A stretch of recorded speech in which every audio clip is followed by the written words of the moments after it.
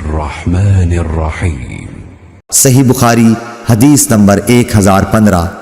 قتادہ نے بیان کیا ان سے انس بن مالک رضی اللہ عنہ نے کہ رسول اللہ صلی اللہ علیہ وسلم جمعے کے دن خطبہ دے رہے تھے کہ ایک شخص آیا اور عرض کیا کہ یا رسول اللہ پانی کا قحط پڑ گیا ہے، اللہ سے دعا کیجئے کہ ہمیں سیراب کر دے۔ آپ نے دعا کی اور بارش اس طرح شروع ہوئی کہ گھروں تک پہنچنا مشکل ہو گیا۔ دوسرے جمعے تک برابر بارش ہوتی رہی۔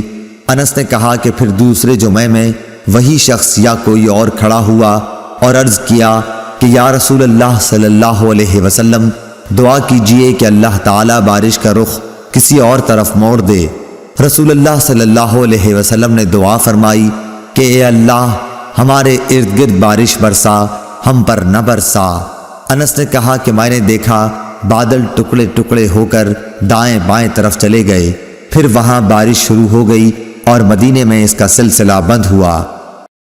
اللهم صل على محمد وعلى آل محمد كما صليت على إبراهيم وعلى آل إبراهيم إنك حميد مجيد اللهم بارك على محمد وعلى آل محمد كما باركت على